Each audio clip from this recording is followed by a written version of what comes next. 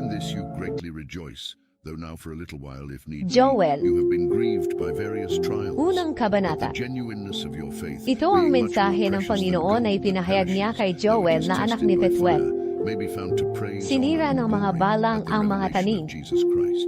Kayong Jesus mga is there to tagapamahala ng strengthen us Buda and intercede at ang on lahat our ng behalf inyong whenever we mamamayan. face a test. Pakinggan ninyo ang sasabihin ko sa Verse inyo. 13. Wala pang nangyari na katulad nito noong kapanahunan ng inyong mga ninuno o sa panahon ninyo ngayon. Kailangang isalaysay ito sa bawat henerasyon ng inyong lahi. Sunod-sunod na sumalakay ang mga pulutong ng bala. Ang mga naiwan na tanim na hindi naubos ng unang pulutong ay kinain ng sumunod na pulutong hanggang sa naubos ang mga tanim. Kayong mga lasenggo, bumangon kayo at umiyak ng malakas, sapagkat wala na kayong maiinom. Wala ng bunga ang mga ubas na gagawing alak. Ang lupain ng Panginoon ay sinalakay ng napakaraming bala. Matalas ang kanilang mga ubas na gagawing alak. Ang lupain ng Panginoon ay sinalakay ng napakaraming bala. Matalas ang kanilang puno ng igos. Ginagnak nila ang mahiwalang ito hanggang sa mahuli ang mga sagat. Matiyak kayo na tulad ng isang dalaga na nakadamit ng sako na namatayan ang binatang mapapangasawa, sapagkat wala ng butil o inumin na maihahandog sa templo ng Panginoon. Kaya nalulungkot ang mga paring naglilingkod sa Kanya. Nasira ang mga bukirin na parang taong nagdadalamhati. Nasira na ang mga trigo at wala na ang katas ng ubas at langis. Kayong mga magsasaka, dapat kayong malungkot. Kayong mga tagapangalaga ng ubasan, umiyak kayo ng malakas, sapagkat nasira ang aanihing mga trigo at cebada. Nalanta ang mga tanim na ubas, at ang lahat ng puno, pati na ang mga igos, pomegranata, palma, at mansanas. Talagang nawala ang kaligayahan ng mga tao. Panawagan ng pagsisisi. Kayong mga pari na naglilingkod sa altar ng aking Diyos, magsuot kayo ng sako at pumunta sa templo at umiyak buong magdamag, sapagkat wala ng butil o inumin na ihahandog sa templo ng inyong Diyos. Sabihin ninyo sa mga tagapamahala ng Huda at sa lahat ng kanyang mamamayan na pumunta silang lahat sa templo ng Panginoon na inyong Diyos at mag-ayuno. Humingi sila ng tulong sa Panginoon. Naku, malapit na ang araw ng pagpaparusa ng Panginoong makapangyarihan. Nakita natin mismo kung paano tayo nawala ng pagkain at kung paano nawala ang kagalakan sa templo ng Diyos. Namatay ang mga binhi sa digang na lupa. At dahil natuyo ang mga butil, wala nang laman ang mga bodega. Kaya nagiba na lamang ang mga ito. Umaatungal ang mga hayop dahil sa gutom. Gumagala ang mga baka na naghahanap ng makakain. Pati ang mga tupa ay nahihirapan na rin. Nanalangin si Joel. Panginoon, nananawagan po ako sa inyo. Dahil natuyo na ang mga pastulan at ang lahat ng punong kahoy sa bukirin, na parang nilamon ng apoy. Maging ang mga hayop sa gubat ay dumadaing sa inyo. Dahil tuyong-tuyo na ang mga ilog at mga sapa. At tuyo na rin ang mga pastulan, na parang nilamon ng apoy. Ang pagparusa ng Panginoon ay inihalin tulad sa pagsalakay ng mga bala. Ikalawang kabanata. Hipan ninyo ang trumpeta, upang bigyang babala ang mga tao sa Zion, ang banal na bundok ng Panginoon. Lahat kayong nakatira sa Huda, manginig kayo sa takot, dahil malapit na ang araw ng paghatol ng Panginoon. Magiging maulap at madilim ang araw na iyon. Kakalat at napakaraming balang sa mga kabundukan, na parang sinag ng araw kapag nagbubukang iwayway. Wala pang nangyaring kagaya nito noon, at hindi na mangyayari ang katulad nito kahit kailan. Sunod-sunod na sumalakay ang mga balang na parang apoy. Bago sila dumating, ang lupain ay parang halamanan ng Eden. Pero nang masalakay na nila, para na itong disyerto. Wala silang halaman na itinira. Parang kabayo ang kanilang anyo, at mabilis sila tulad ng mga kabayong pandigma. Ang ingay ng kanilang paglukso sa ibabaw ng mga bundok ay parang mga karwaheng tumatakbo, at parang ingay ng nasusunog na dayami. Tulad sila ng makapangyarihang hukbo na handang makipagdigma. Ang mga taong makakakita sa kanila ay mamumutla sa takot. Sumasalakay sila at umaakyat sa mga pader na parang mga sundalo. Diretso ang kanilang paglakad at hindi lumilihis sa kanilang dinadaanan. Hindi sila nagtutulakan At kahit masalubong nila ang mga sandata ng kaaway, hindi sila naghihiwa-hiwalay. Sinasalakay nila ang lungsod at inaakyat ang mga pader nito. Inaakyat nila ang mga bahay at pumapasok sa mga bintana na parang magnanakaw. Nayayanig ang lupa at ang langit sa kanilang pagdating. At nagdidilim ang araw at ang buwan, at nawawalan ng liwanag ang mga bituin. Inuutusan ng Panginoon ang kanyang hukbo, ang napakarami at makapangyarihang mga bala, at sumusunod sila sa kanyang utos. Nakakatakot ang araw ng pagpaparusa ng Panginoon. Sino ang makakatagal dito? Panawagan upang magbalik loob sa Diyos. Sinabi ng Panginoon na ito na ang panahon para magbalik loob kayo sa Kanya ng buong puso, na nag-aayuno, nananangis, at nagdadalamhati. Magsisi kayo ng buong puso, at hindi pakitang tao lamang, sa pamamagitan ng pagkunit ng inyong mga damit. Magbalik loob kayo sa Panginoon na inyong Diyos, dahil mahabagin siya, at maalalahanin. Mapagmahal siya at hindi madaling magaling. Handa siyang magbago ng isip, upang hindi na magpadala ng parusa. Baka sakaling magbago ang isip ng Panginoon na inyong Diyos, at pagpalain kayo ng masaganang ani, para makapaghandog kayo sa Kanya ng mga butil at inumin. Hipan ninyo ang trumpeta sa Zion, upang ipaalam sa mga tao na magtipon sila at mag-ayuno. Gawin ninyo ang seremonya ng paglilinis, at magtipon kayong lahat, bata at matanda, pati mga sanggol, at maging ang mga bagong kasal. Umiyak sa pagitan ng altar at ng balkonahe ng templo ang mga pari na naglilingkod sa Panginoon, at manalangin sila ng ganito: Panginoon, maawa po kayo sa mga mamamayang pag-aari ninyo. Huwag niyo pong payagan na hiyain sila, at sakupin ng ibang bansa na nagsasabing, nasaan ang inyong Diyos? Pagpapanain ng Panginoon ang Buddha. Nagmamalasakit ang Panginoon sa kanyang bayan, at naaawa siya sa kanyang mga mamamayan. At bilang sagot sa kanilang dalangin, sasabihin niya sa kanila, bibigyan ko kayo ng mga buti, bagong katas ng ubas at langis, at mabubusog kayo. Hindi ko papayagang hiyain kayo ng ibang bansa. Palalayasin ko ang mga sasalakay sa inyo mula sa hilaga, at itataboy ko sila sa disyerto. Itataboy ko ang unang pulutong nila sa dagat na patay, at ang huling pulutong ay itataboy ko sa dagat ng Mediteraneo. At babaho ang kanilang mga bangkay. Tunay na kamangha-mangha ang ginawa ng Panginoon. Hindi dapat matakot ang lupain ng Buddha. Sa halip, dapat itong magalak, dahil sa kamangha-manghang ginawa ng Panginoon. Huwag matakot ang mga hayop, dahil luntian na ang mga pastulan, at namumunga na ang mga punong kahoy. Pati na ang mga igos, gayon din ang mga ubas. Kayong mga taga-Zion, magalak kayo sa ginawa sa inyo ng Panginoon na inyong Diyos, sapagkat binigyan niya kayo ng unang ulan, at nasundan pa ito gaya ng dati, para ipakita na matuwid siya. Mapupuno ng butil ang mga giikan, at aapaw ang bagong katas ng ubas at langis sa mga pisaan nito. Sapagkat sinasabi ng Panginoon, ibabalik ko ang lahat ng nawala sa inyo noong mga panahon na sinalakay ang inyong mga pananim ng sunod-sunod na pulutong ng mga balang na iyon. Ako ang nagpadala sa inyo ng napakalaking pulutong ng mga bala. Magkakaroon na kayo ngayon ng saganang pagkain, at lubusang mabubusog.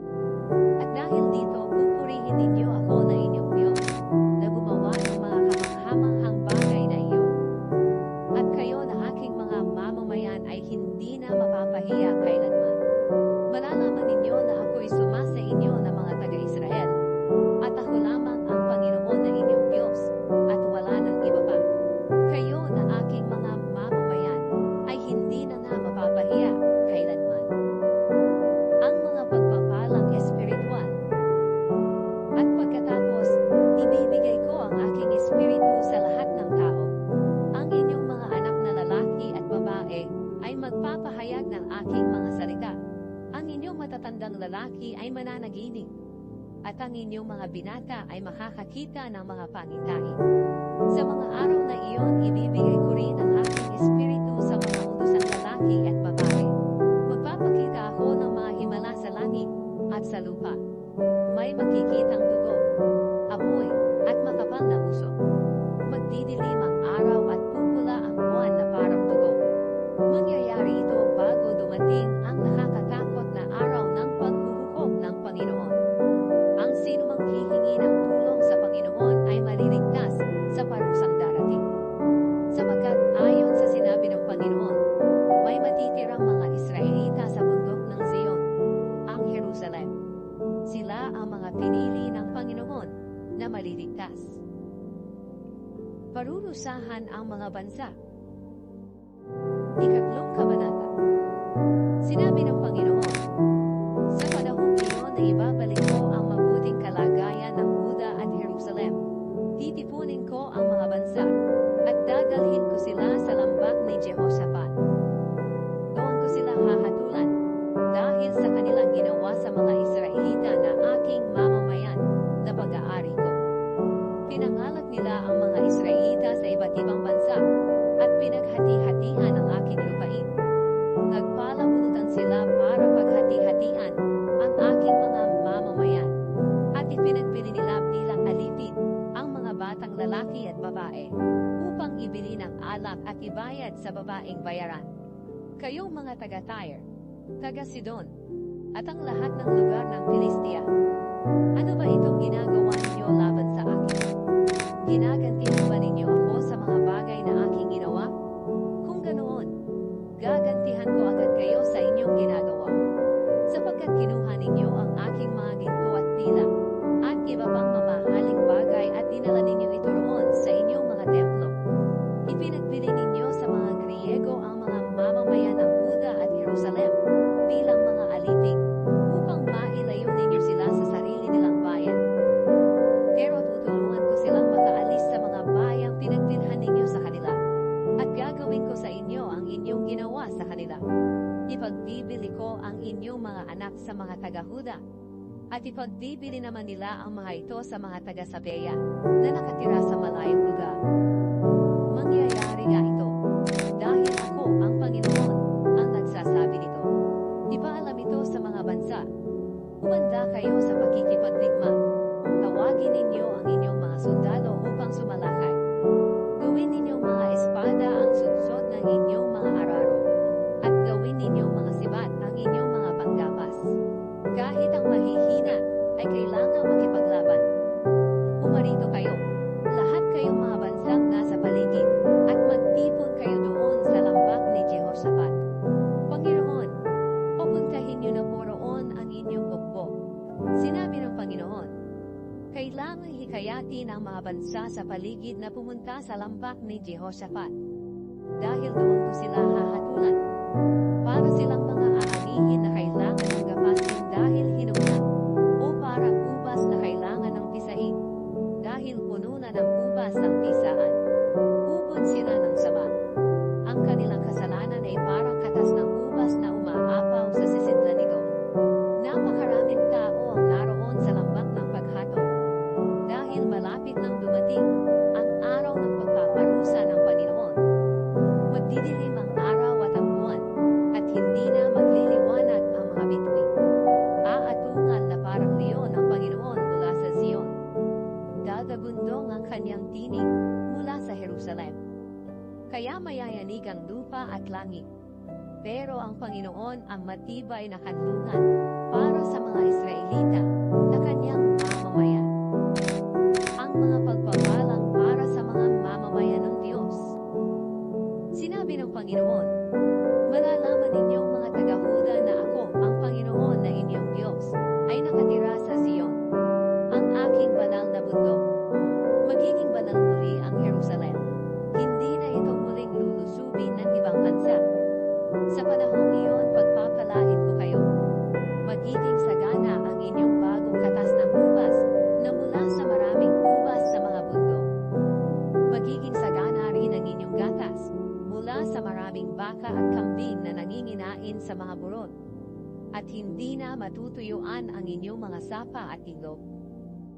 At may bukal mula sa templo ng Panginoon na dadaloy sa lambak na may mga punong akasya. Ang Ehipto ay magiging malungkot na lugar, at ang Edom ay magiging ilang. Dahil pinagmalupitan nila ang mga taga-Huda, pinatay nila ang mga taong walang kasalanan.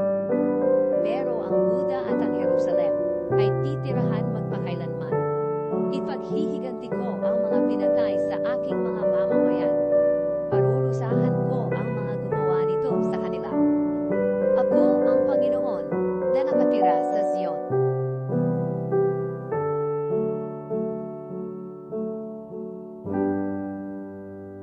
Ito ang ipinahayag ng Panginoon kay Hosis na anak ni Biri noong magkakasunod na naging hari sa Juda sina Uzziah, Jotham, Ahaz at Hezekiah, habang naghahari naman sa Israel si Jeroboam na anak ni Josh.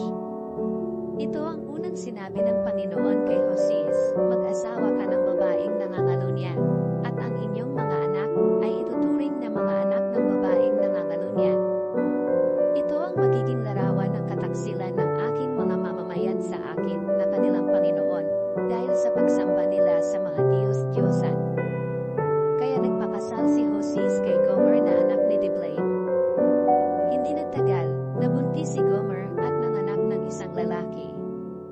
Sinabi ng Panginoon kay Hosis, Jezreel ang ipangalan mo sa bata, dahil hindi na magtatagal at parurusahan ko ang hari ng Israel dahil sa ginawang pagpatay ng ninuno niyang si Jehu sa lungsod ng Jezreel.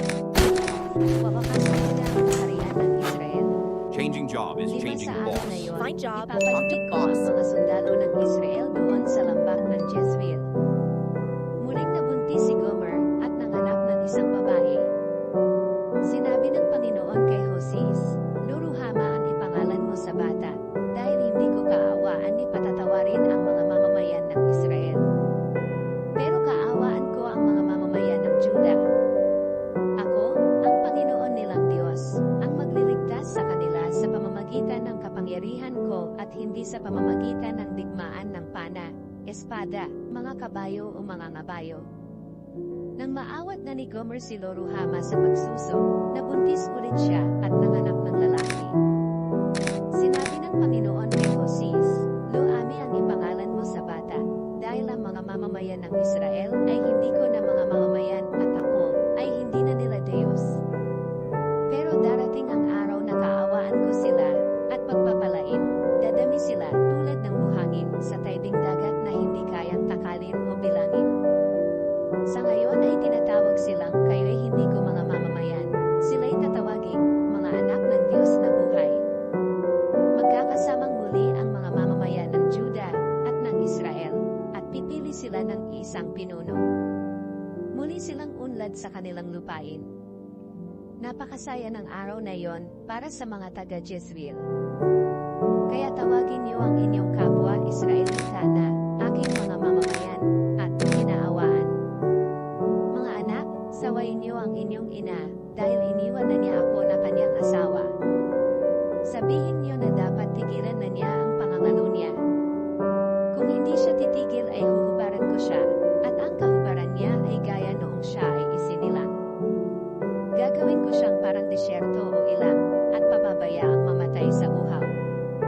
Negatibo 5, at kayong mga anak niya ay hindi ko kaawaan, dahil mga anak kayo ng babaeng nangangalo niya. Nakakahiya ang ginagawa ng inyong inang nagsilang sa inyo. Sinabi pa niya, hahabulin ko ang aking mga lalaki na nagbibigay sa akin ng pagkain, tubig, telang lana at linen, langis, at inumin. Kaya babakuran ko siya ng matitinik na mga halaman para hindi siya makalabas. 7, habulin man niya ang kanyang mga lalaki, hindi niya maabutan. Hahanapin niya sila, pero hindi rin niya makikita. Pagkatapos, sasabihin niya, babalik na lang ako sa asawa ko, dahil higit na mabuti ang kalagayan ko noon sa piling niya kaysa sa ngayon. Hindi niya naisip na ako ang nagbigay sa kanya ng mga butil, ng bagong katas ng ubas, langis, at maraming pilak at ginto na ginawang rebulto ni Baal na kanilang Diyos-Diyosan. Kaya pagdating ng tag-ani ay babawiin ko ang mga butil at ang bagong katas ng ubas na aking ibinigay. Babawin ko rin ang mga telang lana at linen na ibinigay ko na sana'y pagtakip sa kanyang kahubaran. At ngayon, ilalantad ko ang kanyang kahalayan sa harap ng kanyang mga lalaki, at walang makapagliligtas sa kanya mula sa aking mga kamay. Wawakasan ko na ang lahat ng espesyal na araw ng pagsamba na ginagawa niya taon-taon, buwan-buwan, at linggo-linggo. Sisirain ko ang mga ubasan niya at mga puno ng igos na ibinayad daw sa kanya ng kanyang mga lalaki.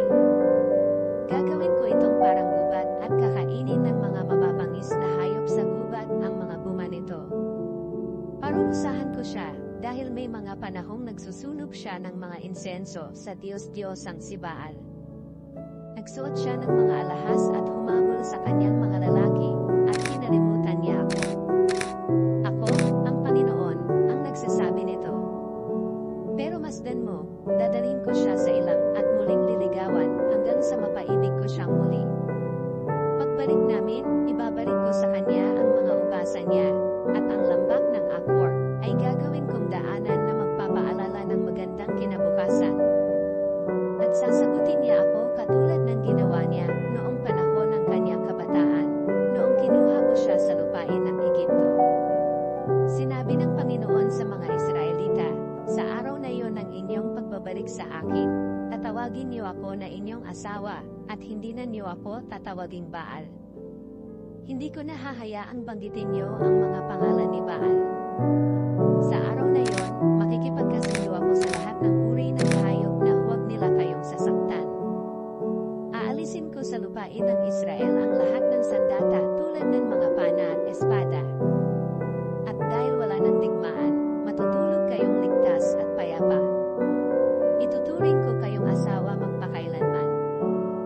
Gagawin ko sa inyo ang matuwid at tama. Mamahalin ko kayo at kaawaan.